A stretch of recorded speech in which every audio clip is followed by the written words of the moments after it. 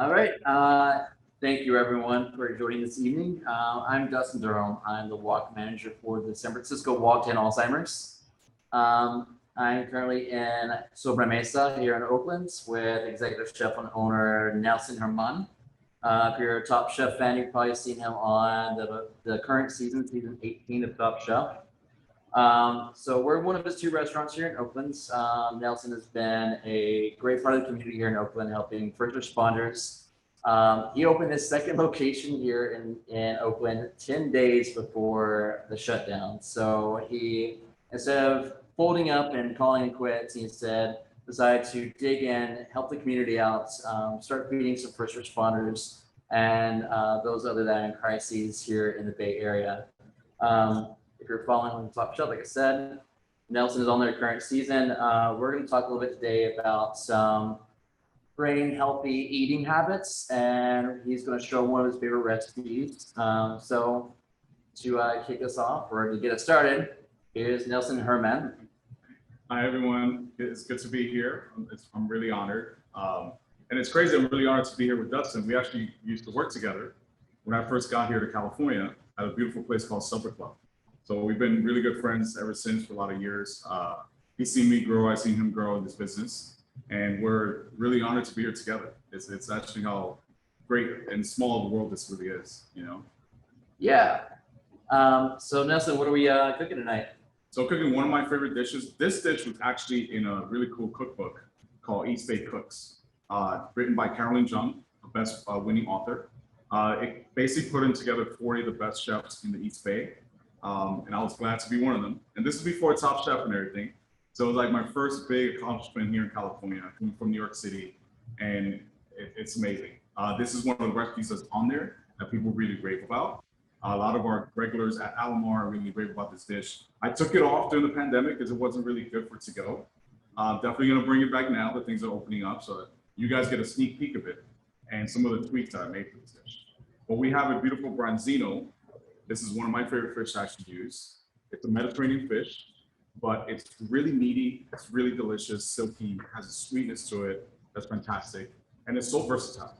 That's when you want to look for any kind of protein, something that's versatile. You can use it so many different ways. So you can kind of, be in a quick fire situation and twist things up a bit, just depending on your mood. But this beautiful fish is one of my favorites. Again, Branzino. It doesn't have too many bones too. The most annoying thing is when fish has a lot of bones, because you want to enjoy it. You want to enjoy every little bite, but then when you hit a bone, it's kind of annoying. It's there, of course, it's part of the skeleton, but it's an annoying thing when you're trying to eat something really delicious. But Branzino, one of my favorites. We're also going to make a Farro Catalan. So Catalan style, the Farro, usually in Barcelona, it was a mix of spinach, raisins, and almonds. Just sauteed with a lot of garlic, some lemon, and olive oil. So I created a Farro Catalan using farro, which is a beautiful grain from Italy. This is Farro Verde. It's a cross between like rice and barley, but it's not as starchy, it's gluten-free. And there's actually kind of a debate on the gluten-free aspect. It is a wheat, but it has a really low kind of, kind of wheat percentage. So it can be considered gluten-free, but if you do have celiac disease, it can be considered not, because it has a very minimal percentage of gluten in it. But in the restaurant business, we use that as a gluten-free option, but we always want to be careful for guests coming in who have any kind of gluten allergies. But it is absolutely delicious. It cooks just like rice. It absorbs more flavor than rice, and it's a lot healthier for you. So it's one of my favorite things to eat. I also have beautiful raisins. I couldn't get any golden raisins, so we're using really California raisins. We are in Cali, right? West Coast, West Side. Using some baby spinach, which is gonna be absolutely delicious. So I'm gonna saute that with the farro. And we have this gorgeous sauce. It's my tomato ginger sauce. And this sauce was derived by actually my mother-in-law. It was inspired by her. My wife is Chinese. And when my mother-in-law was living with us, she would always cook these beautiful dishes for me. She was trying to impress the chef, right? So she created this dish. It was a beautiful sea bass that she steamed. And she made this beautiful sauce, tomato ginger sauce. And I fell in love with it the first bite I took. It was so delicious, so bright in flavors. It has ginger, fresh tomatoes, a lot of cilantro, parsley, a lot of garlic. The umami factor too is fish sauce. That's a little trick.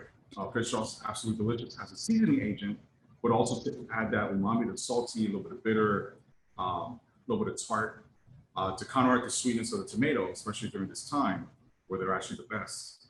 And also tone down a lot of those big, bold flavors of the garlic and ginger that could be very vibrant or very harsh. Tones it down. There's a little shallots in there too, and fresh herbs. It's absolutely delicious sauce. Such a simple dish too. So I have some lemons. I'm going to show you a little tweak on that. When we cook the farro later, I'm actually going to zest some lemon on there and then some juice to really add some citrus to that. So we're going to get started. I have one big pan here. I've been preheating for about 5 minutes. And preheating your pans is a really good thing to do. A lot of us just like to start cooking right away. That's when things stick. Because you normally don't want to use Teflon. Teflon is really bad for you. It is convenient, of course, doesn't make things stick, but it's really bad for your health. The more you ingest it and cook things on it, it can lead to a lot of different illnesses that are really bad for you. So you want to use stainless steel. Aluminum is good too, but stainless steel is definitely the best. But what you want to do with it so things don't stick is really preheat it. So you want to preheat it on a really low heat with a little bit of oil, about less than a tablespoon, for about 2-3 minutes, 5 minutes max. You can see it hasn't been smoking. I've been having this on for over 5 minutes now. That's the trick. So what we're going to put on the fish. You're going to get this beautiful sizzle.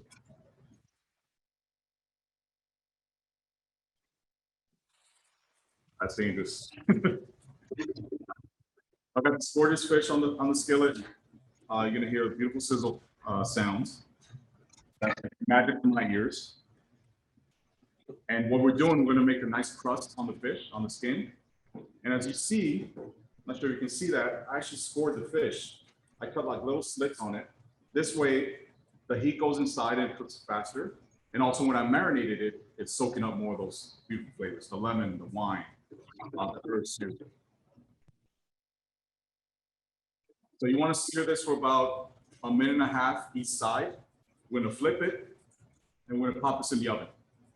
And just let it do its thing for about over 12 minutes or 15 minutes at 375 to 400.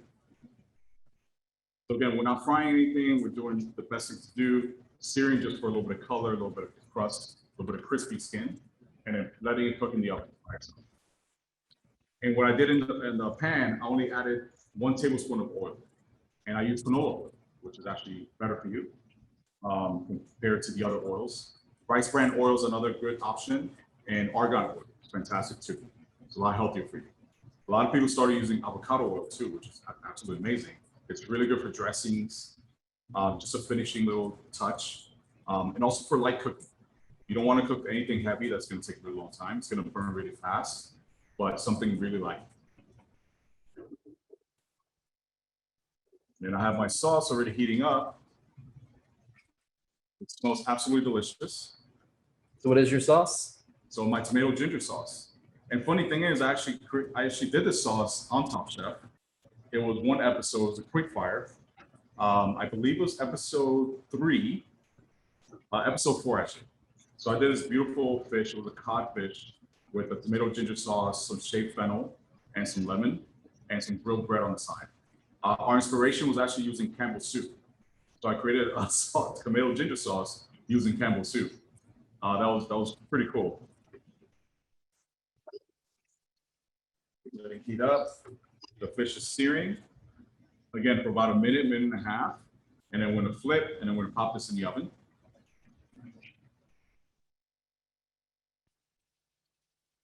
How do you know when to flip your fish? Just the timing. You also want to kind of peek through it and see how the skin is. You want to see this beautiful golden amber color. You don't want to get it too dark because it's going to pop in the oven and it's going to get darker there. So again, this is only the first step of the cooking process. Flip this.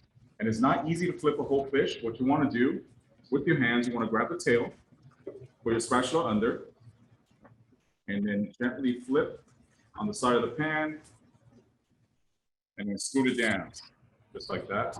Beautiful. Again, we're gonna wait another minute, then we're gonna pop this in, and then we're gonna start our Farro Catalan. That's the next step. It's gonna be absolutely delicious.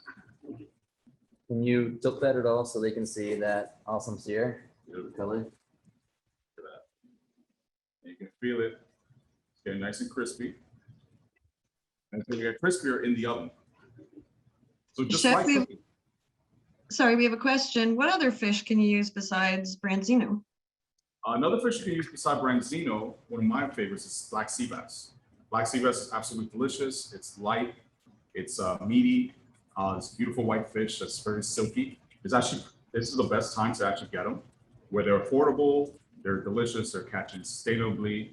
Another fish that really is dear to my heart is monkfish. Monkfish is a really fantastic fish. It's almost like eating lobster in a way. It's so like fluffy and delicious. And it's one of my all-time favorites. You could just sear it, have a little bit of lemon juice, some fresh herbs, and you're done. That's all you need. That's how delicious it is. So we'll do monkfish or black sea bass for sure. Another two, if I want to go deep into my roots and my culture, being Dominican, red snapper is fantastic too. Red snapper is really versatile also. You can do the same thing I'm doing with the branzino. You can also fry it. You know, which is frying is not really good, but it's a cultural thing. But it's like a light sear would be great. Even steaming. I started really enjoying steamed fish because of my mother-in-law. Just adding a lot of herbs, a lot of garlic to the actual water, the steaming of fish will actually give it flavor, which is actually really cool. All right, guys, so this is done searing. I'm gonna grab the whole pan, and I'm gonna pop it right into the oven.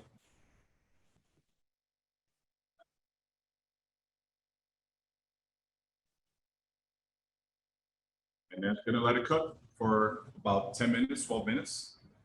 But Magic TV, I do have one already ready. But what we're gonna do now, we're gonna actually do the Farro Catalan. Get that going. Again, this is gonna be a quick sear. So I already cooked my farro. Again, it's just like cooking rice. You absorbing the water and then letting it steam on its own. I have my sliced almonds, my raisins, I gave you spinach, some lemon, I'm gonna zest in there. And then I also cut some fresh parsley. I'm gonna add some parsley to give it some really herbal notes at the end, and just to make it look beautiful and bright.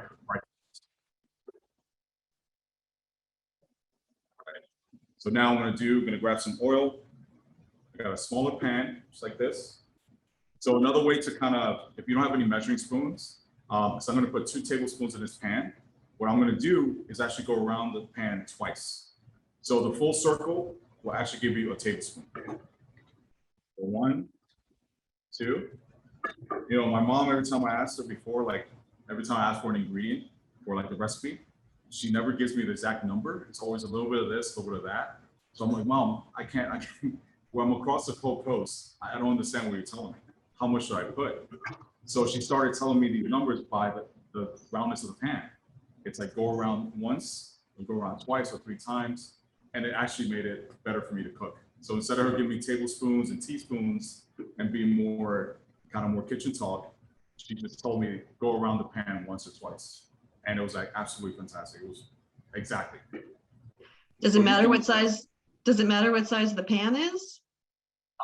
You're normally medium to large pans is what she goes for, and it's actually exact. When you become smaller, you want to do it twice. So if you usually go around, you do twice, and that gives you a tablespoon for a really small pan. Anything 6 inches or less.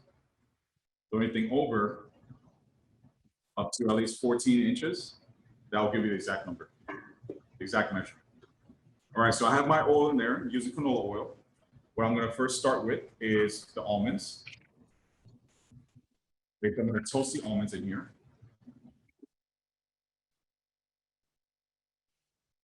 Spoon.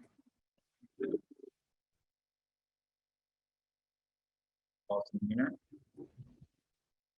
We're gonna go for about 30 seconds. I'm gonna start adding the raisins and cooking it there too.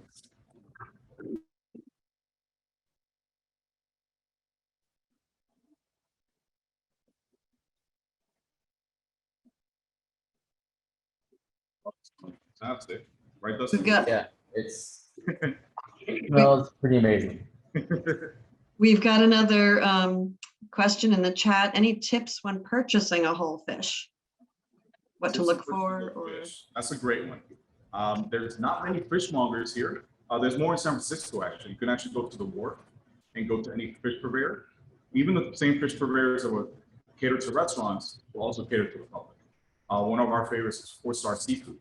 They have a really good sustainable program, a lot of great fish so you can actually visibly see how fresh it is. They'll actually weigh it for you. They'll take a look at it. They'll let you kind of, do your thing to visibly, see if you enjoy it. So I would definitely recommend them. Also, Monterey Fish Company, it's really great too. They're also in the wharf in San Francisco. So you can Google each one to see where they're at. A lot of them have moved around a little bit because of the pandemic, but they're all coming back into business, which is amazing. It's amazing how a lot of us did survive this kind of crazy time. People who survived, the people who have been hustling, have been giving back to the community, and have the community help them out. So it's amazing. Testament to them and to all of us. So Monterey Fish Company or 4-Star for sure. All right, so I'm gonna add, actually, let me add my raisins first. Now the raisins, say that in there.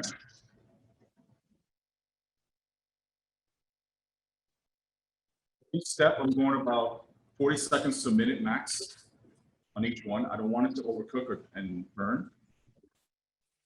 And I'm stirring occasionally. The good thing I like to do is kind of shake the pan a little bit, making sure things aren't sticking and things are going on. We have the highest heat point.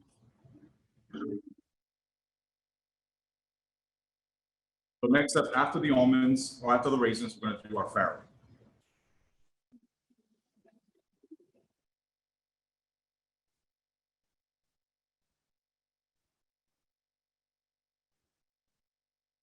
Pan down a little bit so people would see the magic happen in the pan. Farro. 3 spoons. Okay, you give it a little shake, stir, make sure everything's mixing in really well. Get all those beautiful flavors.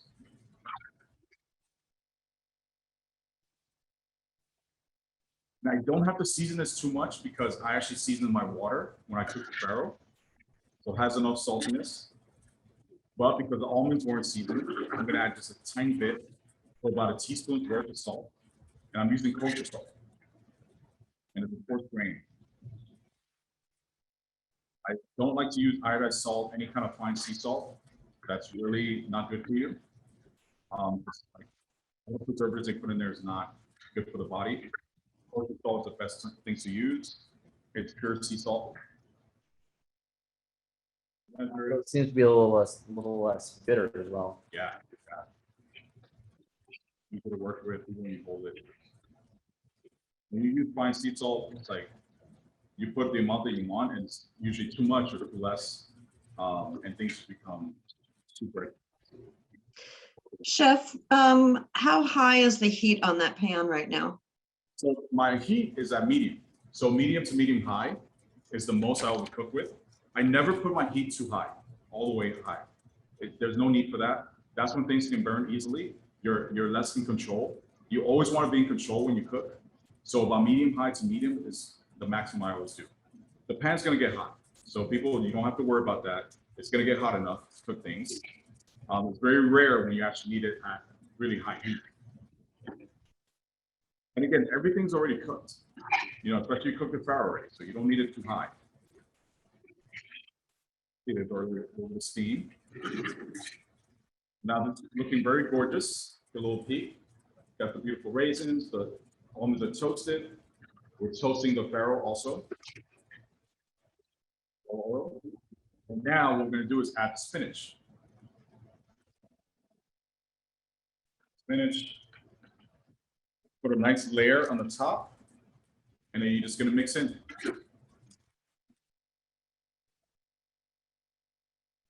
Mix everything together, and everything's already seasoned.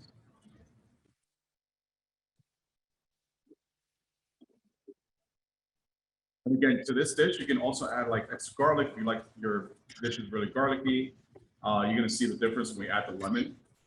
You can add this bright citrus flavor to it. That's gonna make the spinach stand out more. And also the raisins. Like gorgeous color on this beautiful dish. You can also create this as make this into a salad. You can pre-sear it, let it cool down on the side, add some dressing to it or vinaigrette, and it's a Farro salad.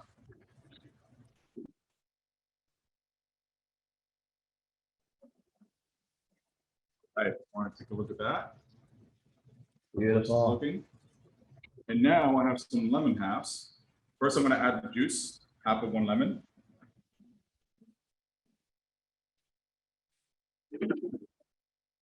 And mix that through.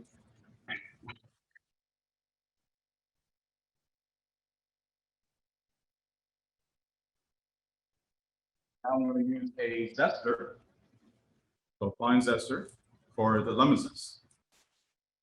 And these things are fantastic to use, but they're very sharp. You want to be very careful.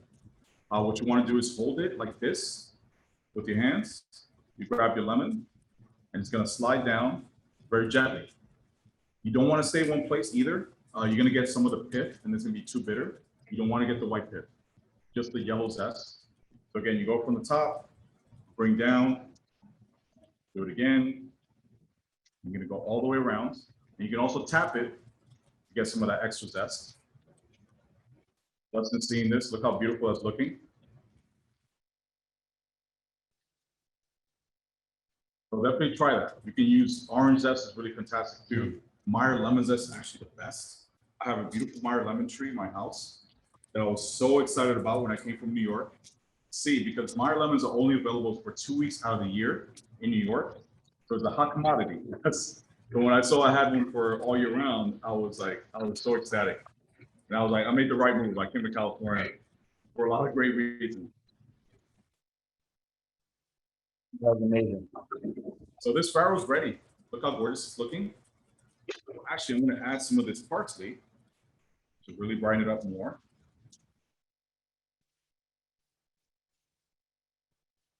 So for measurement, I went around once, around the pan, with my hand. For exact measurements, about 2 tablespoons of chopped parsley. All right, so this is ready. I'm going to start plating now. I have this beautiful, gorgeous plate. You can see how gorgeous it's going to look. You can see that. All right, perfect. So what I'm going to do, and this is a little chef trick, I'm going to give height to my plate. So giving height to a dish makes things look even bigger than what they are, and makes it look more delicious and iconic. When something's really flat, it looks kind of dull. And even if you're sitting down at a restaurant and the waiter is walking around with a dish, and you're having a hard time to decide, when you can actually see everything while you're sitting down, it makes you really like, wow, I want that. That looks absolutely delicious. It gives you a nice little like visual appeal that you want. You decide really quickly. Okay, so what you're going to do for height, you're going to grab the farro, go right in the middle, 1 spoon. Second spoon right on top of that one. So we're creating like a little hill. Go on a 3rd spoon and go right on top of that one too. Because little bits are going to fall different places, but we're creating this beautiful hill of this gorgeous farro. I'm going to go one more time right on top of that too, and very gently. You can also, if you want to be more gentle, you grab your spoon, you put it on top, just like this, and you kind of burn it to the side. And just let it go. You got this gorgeous, gorgeous hill of food. Beautiful. All right, so now I'm gonna get the fish out of the oven. And so magic of TV, already seared one. Don't believe anything on TV. They're not cooking at home. A lot of things are done beforehand. But this is what you're looking for. this gorgeous roasted, beautiful crispy skin, this gorgeous color on there. I'm gonna grab that. They're right on top of the farro, just like that.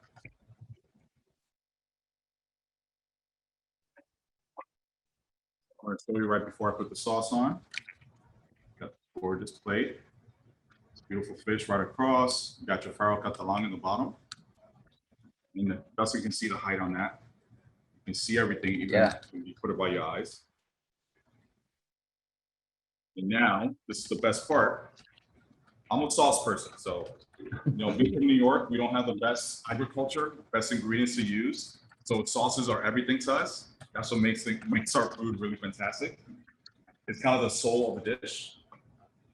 This is the one that really inspired me. So what is this sauce again? So tomato ginger sauce. Again, tomatoes, ginger, shallots, fish sauce. Are you using fresh tomatoes, canned tomatoes? Fresh tomatoes. We're in Cali, so you can get the best out here, other than Italy, of course. But California has the greatest, best tomatoes in the nation, in half of this part of the world, especially during this time. This is the best time to get tomatoes. So I got the sauce. I'm gonna pour some right over the fish, super gently. Go across. Another time on top. And I'm gonna go a third time, so I love extra sauce. And I'm gonna go a little bit around.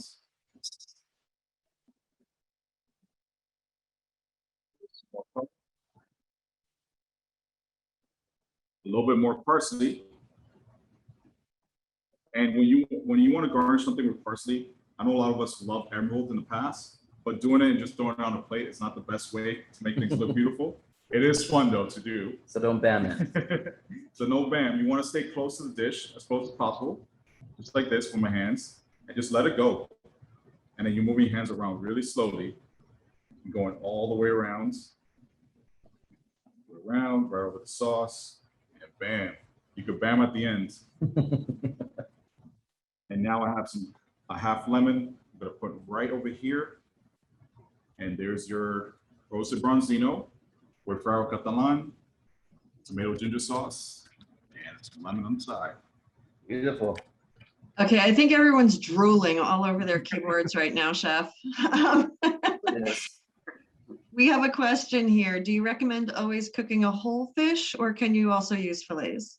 You can also use fillets, of course, especially if you're not really sharing with people. You definitely want to use fillets. This style is really like meant for family style, with your best friends, your family, something you want to share deeply with somebody. This is the best way to eat. It's what brings the best memories for me when I eat with my family, my mom and dad and brother, is eating like things like this. That really makes it special. But again, you don't want to share too much. You can do fillets to make it easier, especially if you want to really go into like a chef mode and plate different dishes at a time. You can also get fillets. And that's easy to get from your fishmonger. You can also go to Whole Foods or Sprouts. Berkeley Bowl in Berkeley is fantastic. There you can actually find this beautiful fish and other beautiful fish. And you can have them fillet it for you. Or even your Asian market. They have a great variety too. And they'll fillet everything for you to the scale. That's a great tip. Thank you. Of course. Okay, and does Chef have suggestions on how to debone the cooked whole fish? That's a good one. For a lot of alaMar fans, we used to debone. We used to bring out the fish after it was cooked, let them take pictures, enjoy it, the visual aspect of it, and then bring it back and we debone it. So the best way to debone is the way that my wife and mother-in-law showed me, is using a spoon and a fork. Basically, you're almost like scraping off the meat in a way, but really gently and picking it up where you hold the fork is holding on the bone and the spoon is lifting up the meat. It's a really cool trick. I'm not the best at it. My wife was the best. She was actually doing it for people at the restaurant, which is great. For me, I can either just fillet it already and then place it on the bone for a guest. And that's the best way to do it. So you get everything beautifully on your plate. But again, using a fork and a spoon will actually work great too. Thank you.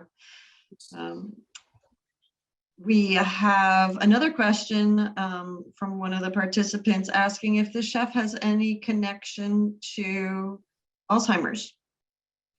I actually do. So a year and a half ago, my great uncle passed away from Alzheimer's. And it's scary because, you know, a lot of us think that when we're getting older, if a grandma or anybody in our family is forgetting things, it's automatically due to old age. It's not always the case. It could be, it usually is Alzheimer's, and it's good to catch it early instead of thinking and kind of making an excuse that it's just old age. It's a good way to bring it to a doctor, he or she, and get them checked out, you know, and see what they can do to hopefully catch things early so things don't get worse. It's a really scary thing, you know, when you have somebody you love and one day they remember who you are and the next day they don't, or even just 5 minutes later, it breaks your heart, you know, so it's good to catch things early. When he passed away, it was devastating for everyone in the family. He was a really social person, loved to be the life of the party. And at the point where he just couldn't remember where he was or who he's with, it was a sad thing to do.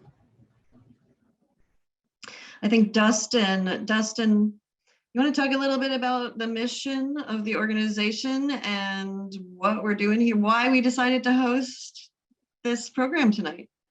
Yeah, so this month is Alzheimer's and Brain Awareness Month. So we're doing things all month long, all nationwide, to promote better health, mentally, physically, emotionally, everything all around. So nationwide, we have yoga classes, we have cooking classes, we have all kinds of exercise and other classes that teach you how to basically invest in yourself, invest in your future. Also provide a platform to educate people about Alzheimer's and dementia.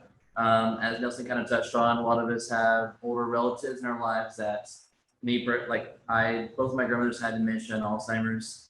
And when I was young, I was told this is just part of getting old. And now as an adult, I learned that that's not part of getting old. We don't have to settle for that. That this is a disease that a lot of people are fighting for to make sure that we find an end for it. So great people like Nelson and other talented professionals in the world are pulling their talents together to show people how they can live healthier and better lifestyles, invest in their future now, invest in the generations after them as well, and teach them better ways to live their life. So I think that's kind of what we're doing all month long for the Alzheimer's Association, leading up to in San Francisco. Our walk this year is November 6th at Pier 27. We're returning back to in-person, but we're also doing a hybrid model too. So if you're not in San Francisco or the Bay Area, if you're not comfortable being in a crowd, we are making it accessible for you to join us online, to still continue to engage in the community, to learn more about Alzheimer's and dementia, to help raise money and awareness towards it, and hopefully one day find an end to it. Where's the money go? Yeah. Any other questions for Nelson? He's still under lock and key a little bit on what happens on Top Shelf. But if you haven't watched the season yet, please check it out. He's awesome. As he touched on earlier, I had the amazing pleasure of working with Nelson years ago at this crazy restaurant called SupperClub in San Francisco. It is definitely a strange point in my life where we got to work with aerial acrobats and people blowing flames and people doing circus tricks at the restaurant.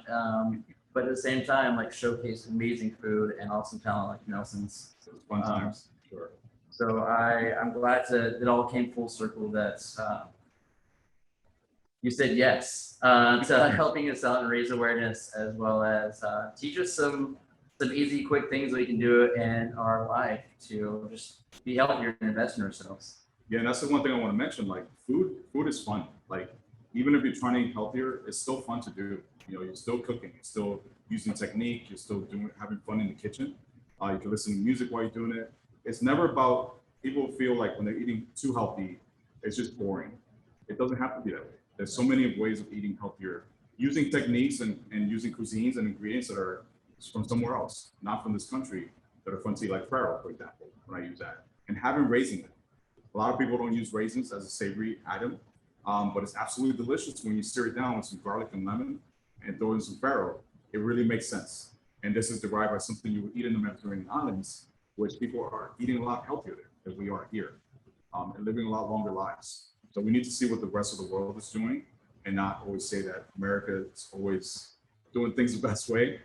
Sometimes we're not. Most of the times we are, but most of the time we're not. It's good to learn from other different cultures. And cooking other cultural foods is what makes cooking so special. You can really be somewhere else in the world just by making one beautiful dish that is inspired by somewhere else. So that's one of my advice is like, just have fun with it. You can cook light, delicate food, things that are simple that only have 4 or 5 ingredients, and it could be something really cool and special and has a lot of love. So you're saying like we buy local, we eat some really great food that's fresh and sustainable, and also we can potentially have a longer, healthier life. That's right. Seems like a pretty good deal to me. That's right.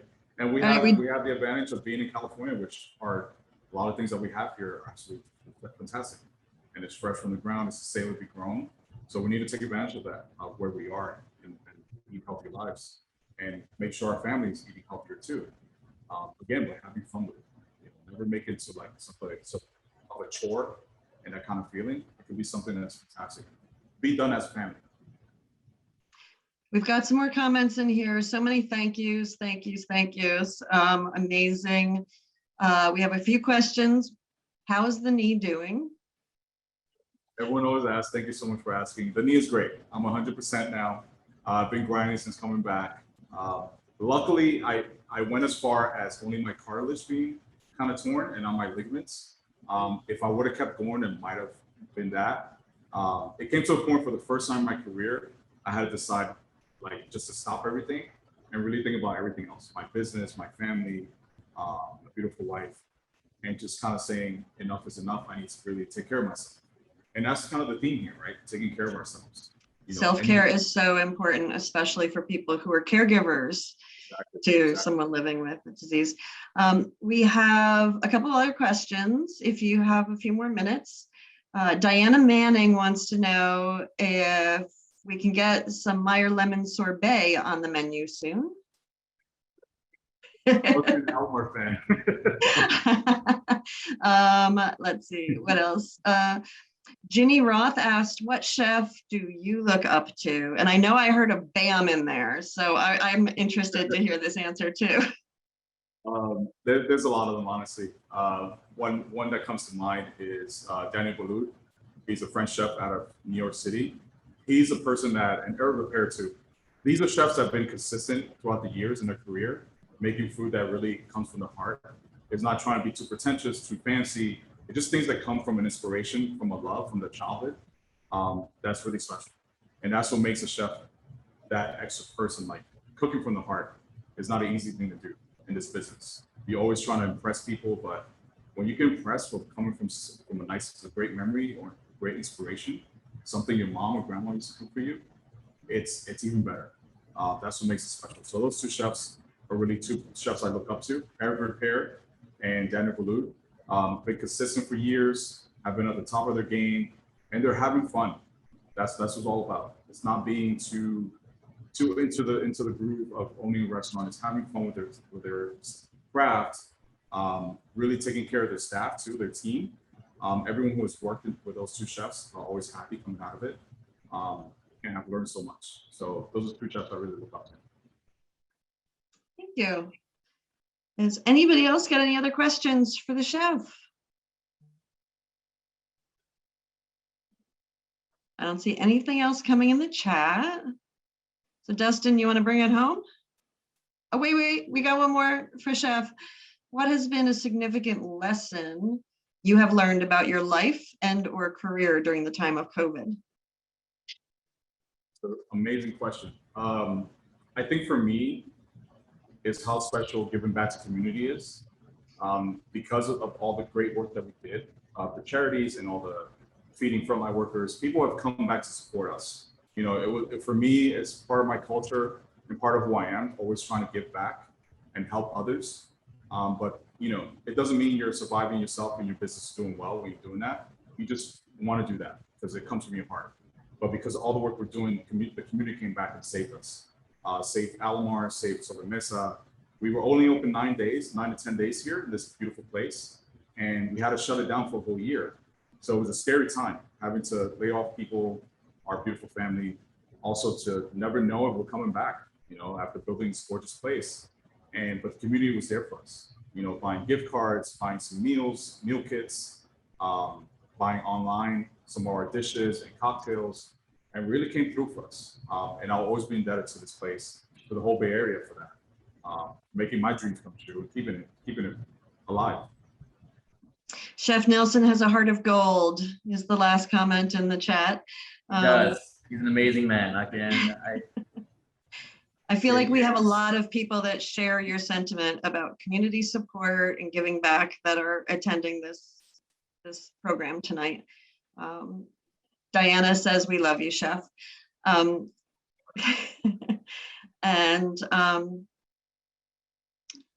I think we're wrapping up now. What do you think, Dustin? You ready to take us out? Yeah. So thank you, Nelson. First of all, you're awesome. And I'm lucky and blessed and fortunate that we stayed in contact all these years and that you haven't changed. Thank you. An awesome guy that gives back to his community and has amazing, awesome food. So I'm sure you're ready for the restaurants to fully open back up again and for people to start getting comfortable to coming out to restaurants again. I've been here a few times already since moving to Oakland from San Francisco, and I can attest the food is amazing. Nelson's always been a great chef, but it's awesome to be in like your environment. I can see like your character here, your personality here, and your thumbprint on the food, not physically, of course, but I can feel you in the food. So if you all are watching, either live or recorded, I hope that you sign up for this year's Walk in Alzheimer's, no matter where you are in the nation. If you're here in San Francisco or the East Bay, there are walks coming up this year. We are returning back to in-person walks. Like I said earlier, with the option of also joining online, whether if you're not comfortable joining in person or if you're across the nation or across the globe. You can join us from anywhere in the world. We need to join together to help find an end to a very cruel disease that is taking the lives from a lot of us, a lot of amazing, precious lives, like my grandparents, like all of our loved ones that have passed from Alzheimer's and dementia. So please, if you haven't already, sign up for our newsletter. Go to our website, sign up to receive information there. Follow us on social media. But most importantly, sign up to walk with us in person or virtually. Start a team if you haven't already. If you work for a company and your company doesn't have a company team, reach out to me or Jill, and we are more than happy to put a presentation together. We're more than happy to meet with human resources. We can provide you with education and materials also to present to them as well. We're here to, like I said earlier, find an end to a very, very cool disease. And we need your help. So thanks for joining this evening. Hopefully you can enjoy some amazing food like I think I'm about to. And unless there's any remaining questions or comments or any more love to give to Nelson or to Oakland or the Bay Area, we may call it an evening so I can enjoy some Branzino. I'm so jealous. So we did have some requests to say our website out loud so they would hear it on the recording. So if you want general information about Alzheimer's and the Alzheimer's Association and the work that we do, please visit alz.org. If you're interested in finding a walk in your local community, you can do that at alz.org/walk. Pretty simple. We've also shared our 24/7 helpline number in the chat. That number is 800-272-3900. The best part about that number is that we have translation services in over 200 languages. So we can help anyone and everyone. And that's what we're here to do. So if you don't have a personal need for that number or the website, be sure to remember it and share it with those who do, because it seems we all have someone who has a connection to this disease. Thank you again, Chef. We are so honored for your time, your talent, and sharing your family's secret recipes with us. I appreciate it. Thanks so much for having me. Have a great night, everyone. Thank you so much for joining, and I hope to see you later this year. Bye-bye. Bye. Bye, everyone.